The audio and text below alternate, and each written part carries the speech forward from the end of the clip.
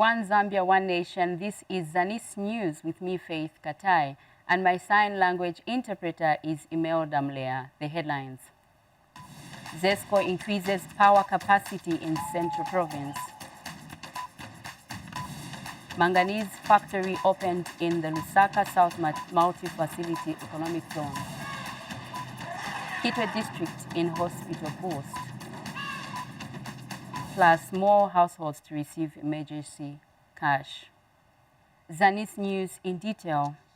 Government has resolved to recall 100 from the 295 megawatts of power being exported to channel to local consumption. Chief Government spokesperson Cornelius Mito says this is in a bid to cushion the electricity deficit.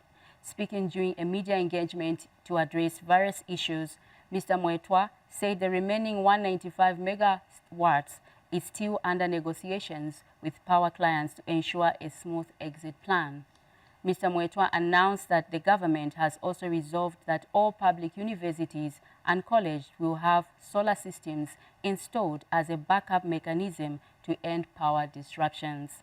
He announced that the government has come up with a financial clause to mobilize a second plant at Mamba Collieries at a total cost of $80 million United States to assist with the recent challenges. We are pleased to inform the nation that out of the many measures the government is putting in place to respond to the electricity challenge in this country, Cabinet sitting today, the 17th of June 2024, has resolved that ZESCO shall recall at least 100 megawatts of power from the export market, which ZESCO is exporting for local utilization within Zambia. The balance of the 195 megawatts is still being negotiated by ZESCO to ensure that there is a smooth exit plan, because ZESCO is contractually bound to have been supplying such power. It is government's expectation that the entire 195 megawatts that ZESCO exports will be recalled for local use in line with the circumstances the country finds itself, namely the disaster and emergency situation. The government, working with the private sector, has come up with a financial solution or package to ensure that the requisite funding required to mobilize the second plant at Mamba Collieries, which should be able to produce 300 megawatts of power, similar to what they are already producing now. Those discussions have concluded, and financial closure will be announced soon to ensure that Mamba Collieries in earnest begins to mobilize to build that plant, because they require at least $80 million United States for that particular purpose. Every time is assessing the maize, mealie meal food situation in the country, and as and when necessity demands, the right decisions will be made to respond to dictates of any particular moment. There is a question on why is ZNS selling mealie meal, which government said is 190 at 220. Well, I think that it's a question of understanding that what is sold at 190 is roller meal, and then the other price is for breakfast meal. So I think that is the situation on the ground. Then there is a question on, isn't government considering reducing interests on irrigation implements. ZESCO Limited has completed a second 330 kilovolt transmission line connecting Kabwe step-down substation to Pensulo substation in Serenje district, creating a new power transmission corridor for Muchinga, Luapula, Northern, Eastern and Central provinces. The project, which is valued at $134 million United States dollars, has been financed by ZESCO to enhance power transmission capacity in Zambia's northern region. Let's take a look at this report by Daniel Billy. A major shutdown is expected this Wednesday that will affect parts of northern Luapula, eastern, central and Muchinga provinces as ZESCO shifts its main power supply line to the newly constructed Kabwe Pensulo Phase 1 of the Zambia-Tanzania-Kenya Power Line Project, ZTK. The $134 million United States dollars 300 megawatts project is expected to be completed by 31st July this year. Project site engineer Masoka Daka says the ZTK power line will improve the capacity of power supply in the country. This project is part of ZTK, which is Zambia-Tanzania-Kenya interconnection. So this is phase 1 of ZTK. 300-kilometer line from Kabwe to Pensulo. We are going to have 2 lines from Nakonde all the way up to Kabwe step down. Kabwe step down is like a node. Kabwe step down, you can go to Lusaka, you can go to the Copper Belt. So if you will be able to bring in power in excess of 500 megawatts from East Africa Power Pool, then we'll be able to relieve the power shortage when we have a dry spell.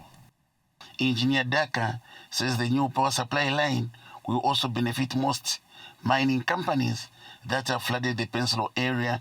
We are constructing this is because of increased economic activities in the 5 provinces, that is Central, Luapula, Northern, Muchinga and Eastern province.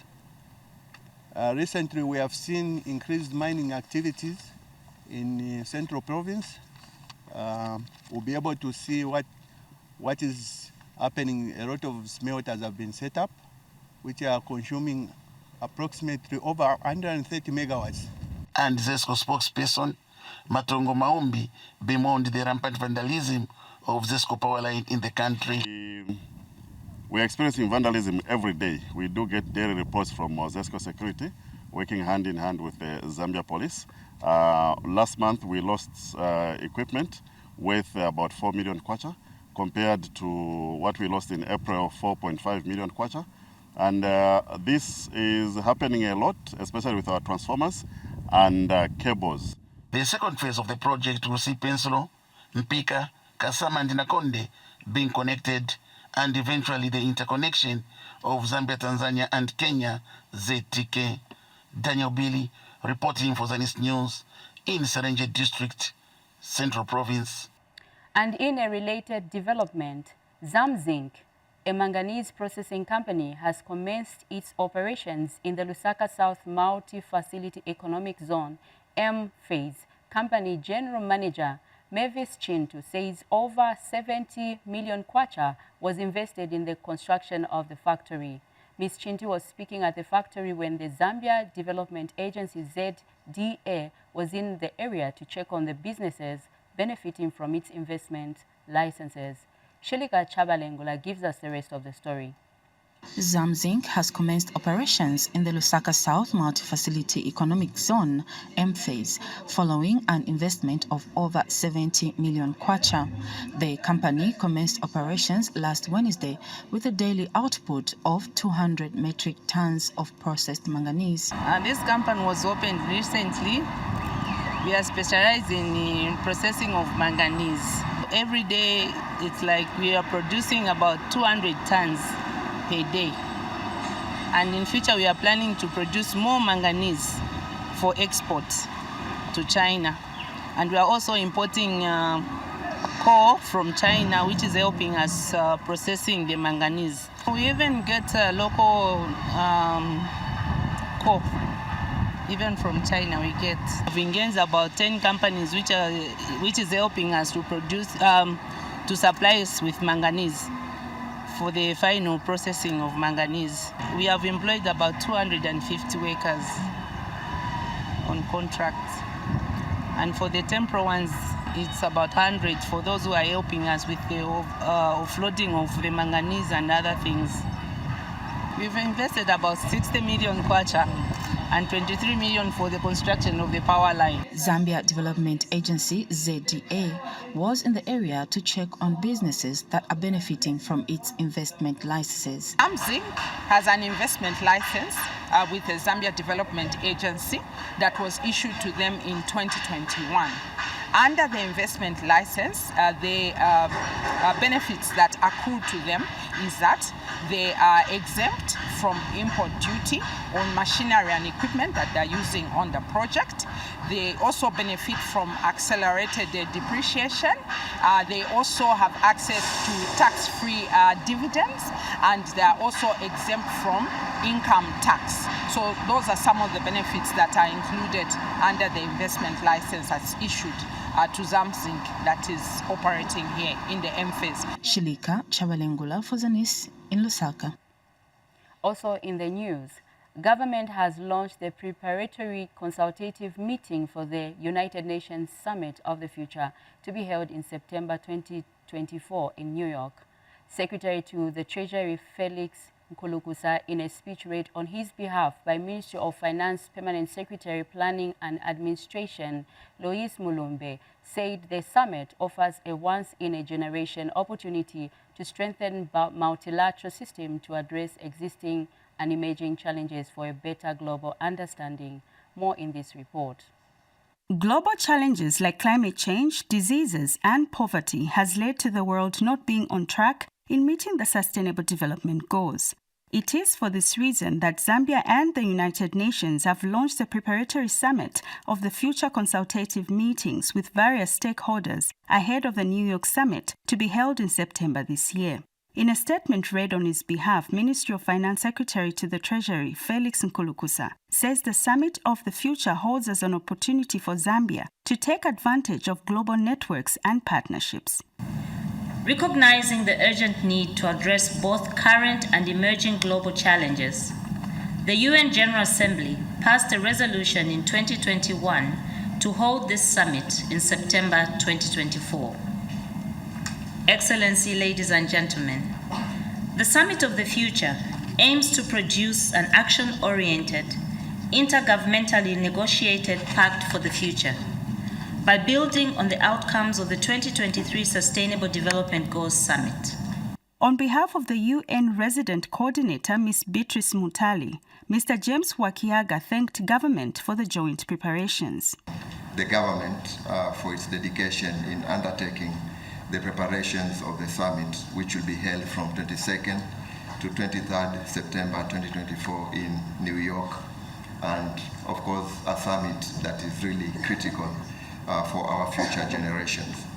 Allow me also to commend the joint efforts by the technical teams, both from the government and the UN, to bring us to this advanced stage of deliberations. And of course, we want to ensure that the government prepares adequately for this summit and able to present the country position during the forthcoming summit. The Summit for the Future indeed is one of the outcomes highlighted in the declaration of the 75th anniversary of the United Nations in 2020, which led to the agreement by the UN member states to hold a summit in September 2024. The consultative actions have been strongly supported by stakeholders who are calling for an inclusive national presentation ahead of the New York Summit of the Future meeting. If you look at the way the international financial architecture has been designed, is in such a way that poorer countries end up paying much more compared to the richer countries, and that is a social injustice at a global level. And we need to see a reform in the international financial architecture to take into consideration of the other factors that these, even though they are poorer, countries like Zambia contribute to the globe for global good. For instance, Zambia has forests that it has preserved that sink the carbon that other countries emit out elsewhere. So to what extent does this public good is considered in the pricing of the finance that Zambia accesses? Kasweka Sakaimbo reporting, Lusaka. The news continues. As Zambia marks its 60th independence anniversary in October this year, veteran politician Vernon Mwanga has underscored the need for every citizen to embrace late first President Kenneth Kaunda's ideology of maintaining peace and oneness, as well as celebrating those who sacrificed for their own lives during the struggle. Here is a report by Sunday Walia. Zambia, at 60 years of independence, offers an opportunity for every Zambian to reflect on the sacrifice made by those who fought for Zambia's liberation struggle. Veteran politician Vernon Mwanga has recounted what it means for Zambia at 60 years of independence.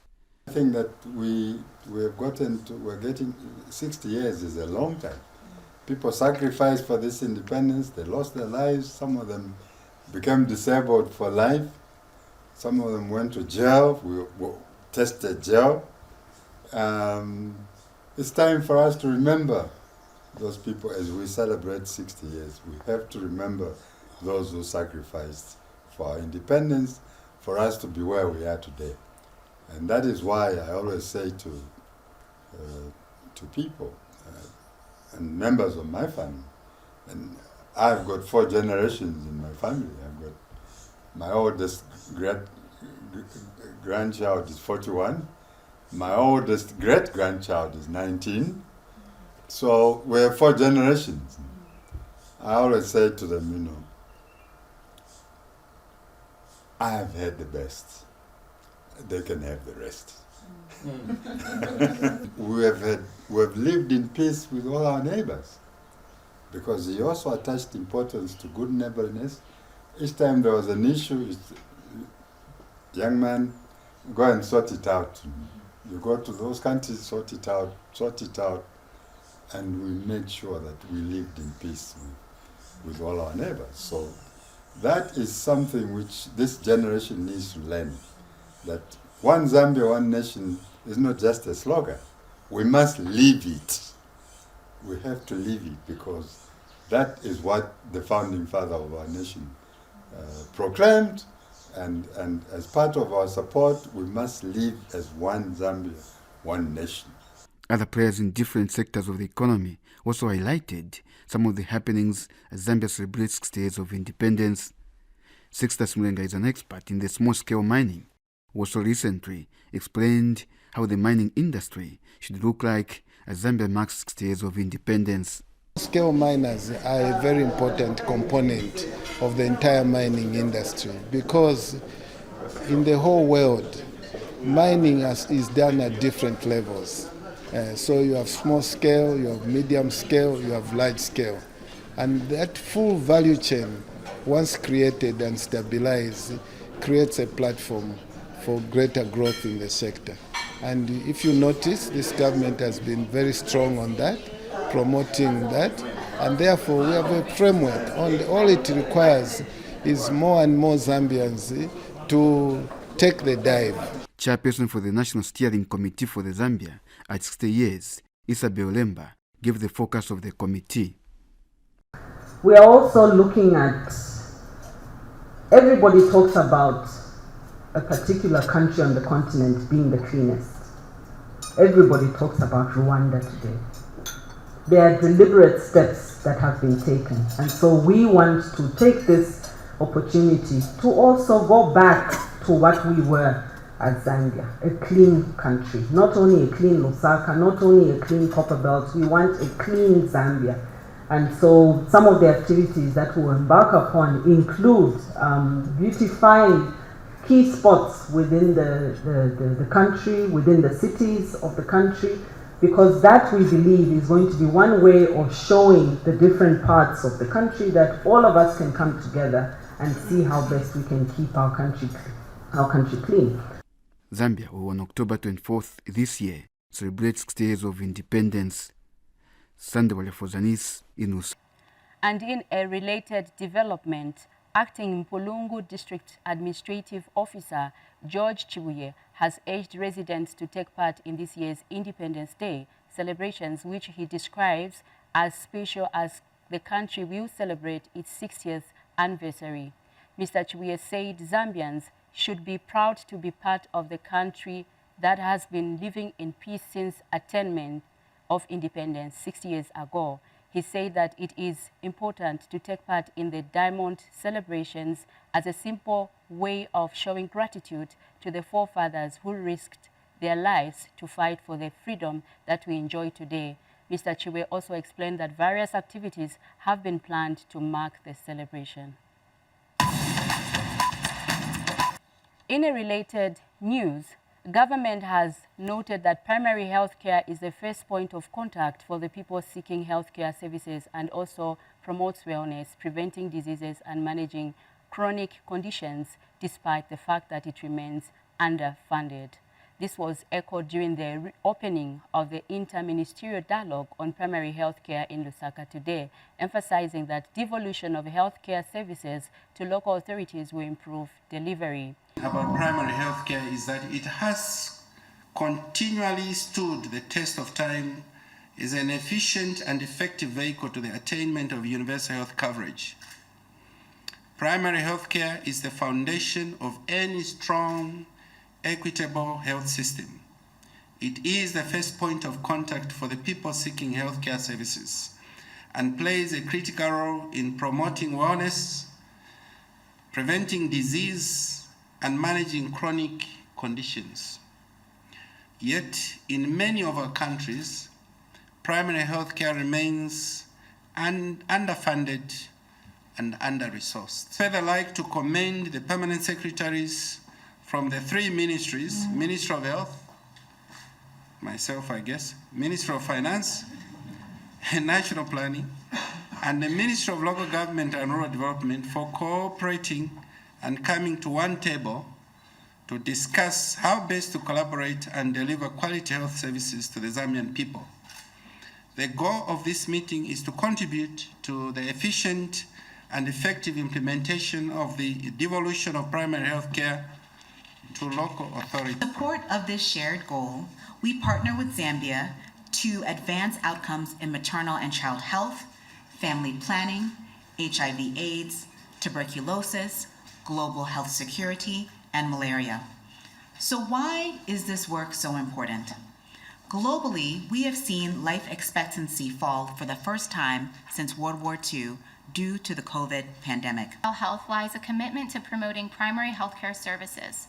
As we strive towards the ambitious goal of achieving universal healthcare coverage by 2030, countries like Zambia stand to benefit immensely from the initiatives of the Propel Health Project. Still in health news, two state-of-art Level 1 hospitals in Chimwemwe and Chamboli areas in Kitwe have been completed and have since been opened to the public. United Party for National Development, UPND Secretary General Batuke Imenda, in the company of Copperbelt Minister Elisha Matambo, toured the two facilities and expressed satisfaction with the quality of the equipment and services offered. We take a break. When we come back, more stories. Stay tuned. How I Made It is a program that delves into the many success stories of different people from all walks of life.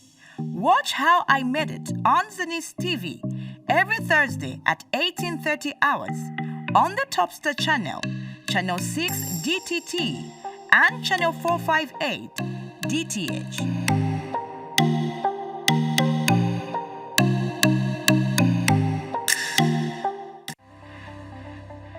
Woman Thou Art is a program that offers counsel to the female folk, sharing real-life experiences and providing guidance to the women and young girls on necessary steps and conduct that will help shape and nurture a sober society. Watch Woman Thou Art on Zanis TV every Wednesday at 18:30 hours on the Topstar channel, channel 6 DTT, and channel 458 DTH.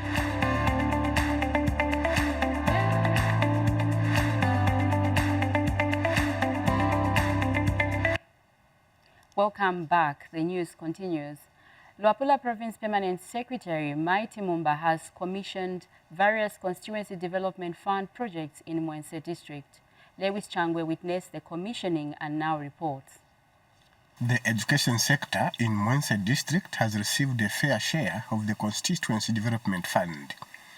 This can be seen from a number of classroom blocks that have been constructed and rehabilitated, construction of science laboratories and procurement of desks. Luapula Province Permanent Secretary Mighty Mumba has since commissioned a number of projects in the district.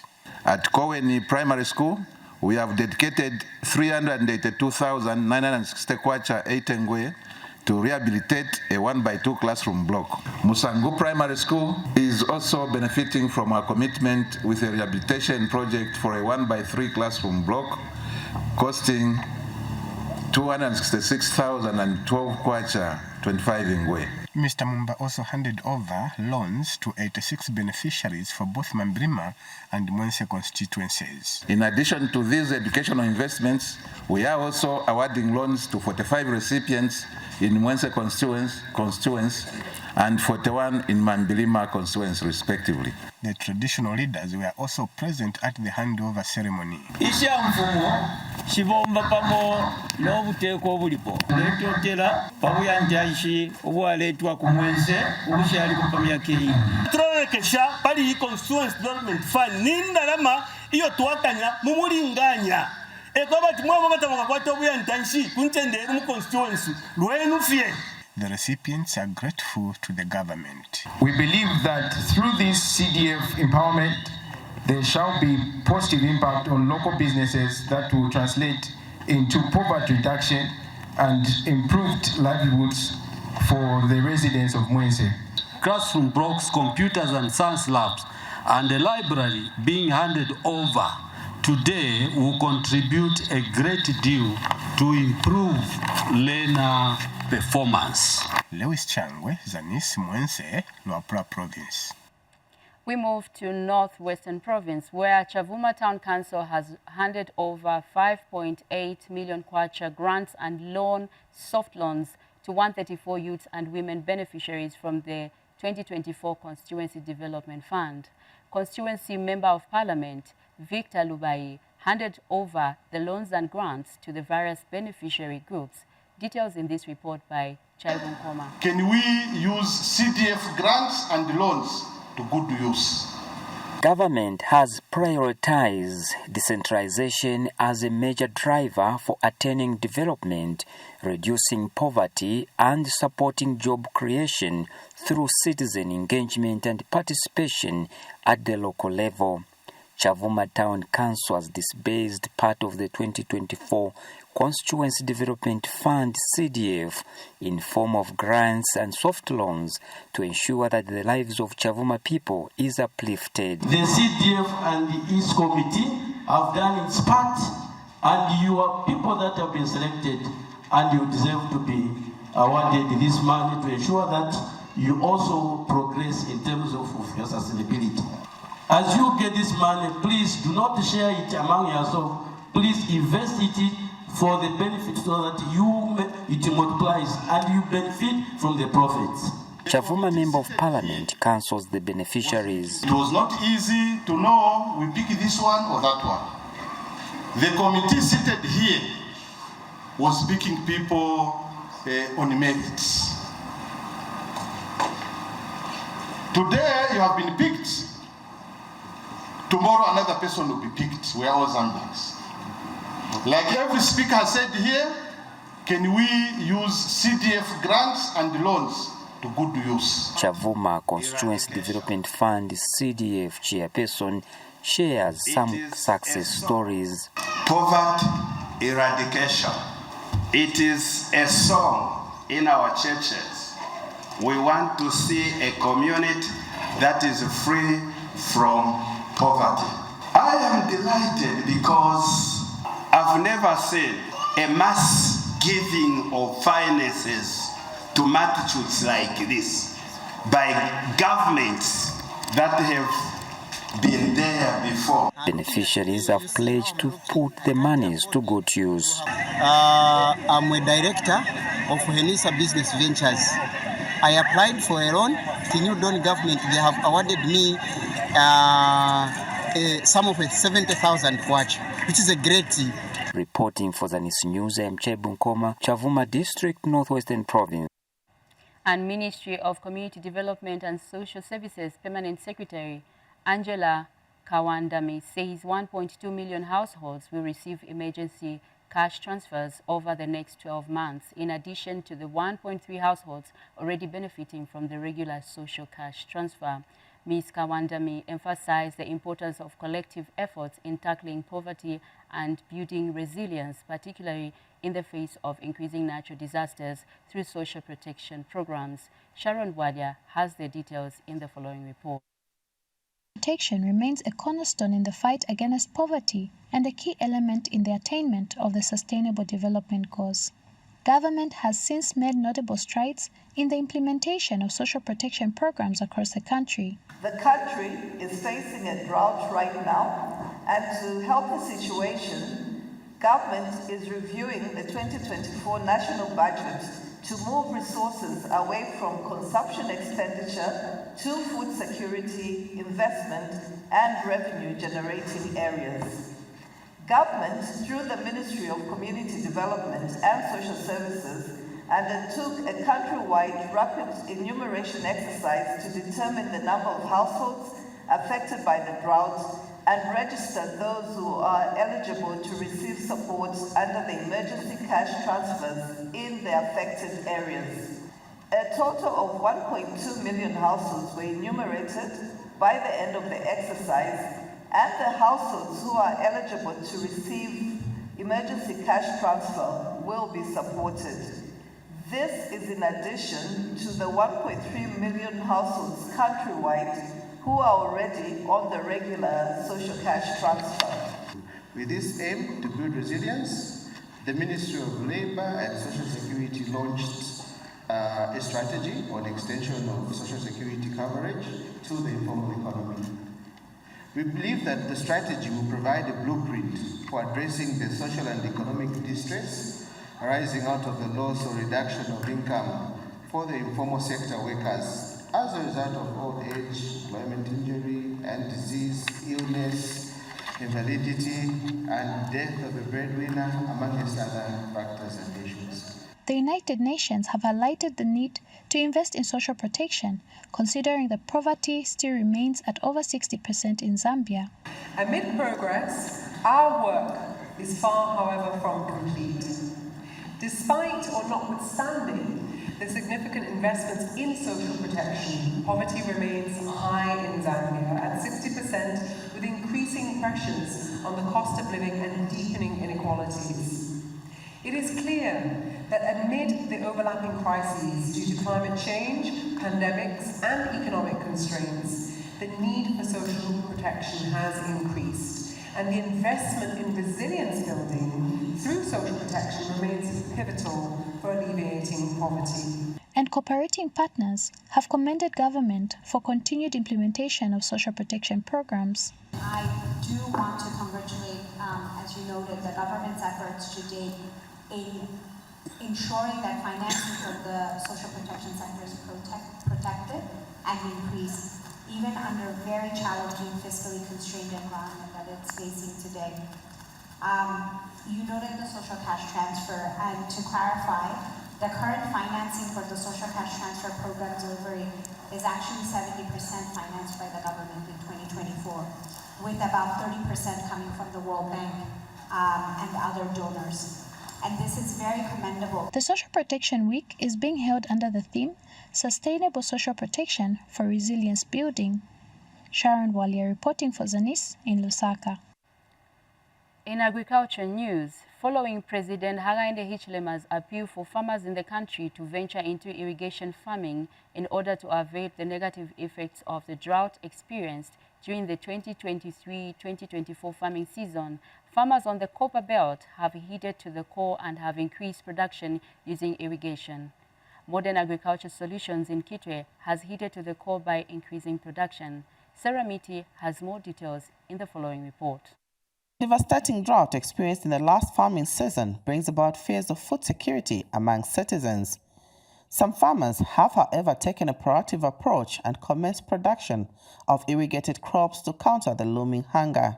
Modern agricultural solutions in the Copper Belt province have risen to the challenge to contribute towards food security using mechanization.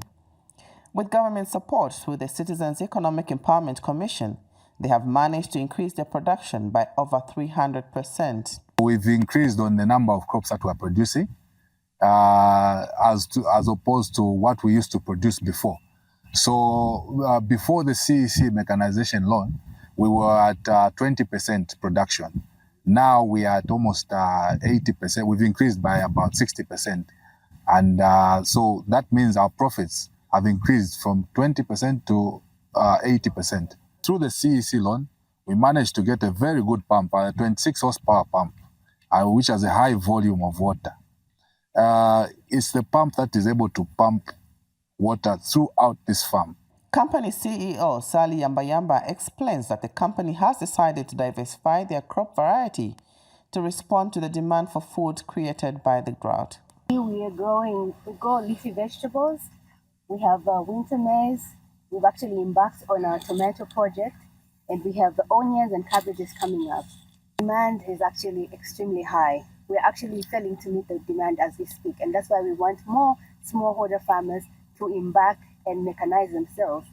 Because once you mechanize yourself, you become an all-year-round farmer, and when you become an all-year-round farmer, it means you'll be producing more, you become more competitive, and you create a lot more employment. The farm owners, who are former bank employees, share some encouragement for fellow farmers. Apply for a mechanization loan. You either get irrigation or something on your farm, okay? You have to have ways and means to combat climate change. Just go and get yourself irrigation, get yourself a good pump, get yourself good pipes, and start irrigating. You can start small. You don't have to start big. Just like we started small. And now we are growing our capacity through the same facility that we got from CEC. The drought that the country experienced has indeed been a wake-up call and a challenge to Zambian farmers to diversify their crop and production processes in order to mitigate the effects of climate change. Sarah Miti reporting for Zanis. Lokolo District Commissioner Kelly Kapaku has expressed appreciation to farmers and stakeholders for holding a successful district agriculture and commercial show amidst challenging times of the effects of climate change. In Mchinga Province, the Ministry of Community Development in Nakonde District has started enumeration for the Emergency Wetlands Cropping Program in an effort to mitigate the effects of climate change. Nakonde District Commissioner Marvelous Sikapizie reveals that a total of 2,400 farmer households have been targeted as beneficiaries for the program in the district. Details by Joseph Lisulo. Government has continued to cushion the effects of the severe droughts experienced during the last rain season through various measures. Nakonde District Commissioner highlights programs being undertaken in the district to respond to the effects of the drought. As we are aware, countrywide we have droughts in some districts, and we decided to start giving social cash transfer, that social cash transfer, we call it emergency. So here in Nakonde, people, they are benefiting from the same. They are getting at least 600. After 2 months, they're getting 600, plus the 400 that we are getting before. Very soon, we'll start giving inputs, fertilizer and some. Chief Community Development Officer Aaron Perry explains the Emergency Wetland Cropping Program. This activity we have maize seed 5 kg and 1 urea, 1 D, and we have fertilizer for vegetables. We have several types of vegetables.